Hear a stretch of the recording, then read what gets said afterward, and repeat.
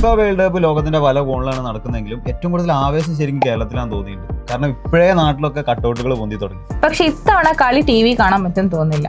കാരണം ടെലികാസ്റ്റ് ചെയ്യാൻ വേണ്ടി 830 കോടി രൂപയാണ് ഫിഫ ആവശ്യപ്പെട്ടത്. ഇത് ഓവർ പ്രൈസ്ഡ് ആണെന്ന് പറഞ്ഞ ഇന്ത്യൻ ബ്രോഡ്കാസ്റ്റേഴ്സ് റിജക്ട് ചെയ്യുകയും ചെയ്തു. അങ്ങനെ ഫിഫ 290 കോടി രൂപയിലേക്ക് അത് താഴ്ത്തി. എന്നാൽ 210 കോടിയേക്കാളും ഒരു പൈസ പോലും കൂടുതൽ തരില്ല എന്നാണ് ഇന്ത്യൻ ചാനലുകൾ പറയുന്നത്. അടിപൊളി.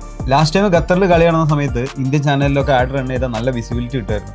പക്ഷേ ഇതിപ്പം കാനഡയിലും US കളി നടക്കുന്ന സമയത്ത് ഇന്ത്യയിൽ നട്ടപ്പാതിരായിരിക്കും. അതുകൊണ്ട് തന്നെ പ്രൈം ടൈമിൽ കിട്ടുന്ന റവന്യൂ ഈ ടൈമിൽ ആഡ്സിന് കിട്ടില്ല. അതായിരിക്കും ചാനലുകളൊക്കെ ഇത് ഏറ്റെടുക്കാത്തത്. ശരിക്കും ബിസിനസ് അടിസ്ഥാനത്തിൽ ചിന്തിച്ചാൽ ഇതൊരു ലോസ് ഡീലാണ്. പക്ഷെ പ്രതീക്ഷ അവസാനിച്ചിട്ടില്ല. സ്വകാര്യ ചാനലുകൾ പിന്മാറിയതോടെ പ്രസാർ ഭാരതി ഫിഫയായിട്ട് ചർച്ചകൾ നടത്തുന്നുണ്ട്. സംഭവം ഓക്കെ ആയാൽ ഇന്ത്യക്കാർക്ക് ഫ്രീ ആയിട്ട് ദൂരദർശനിലൂടെ വേൾഡ് കപ്പ് കാണാം.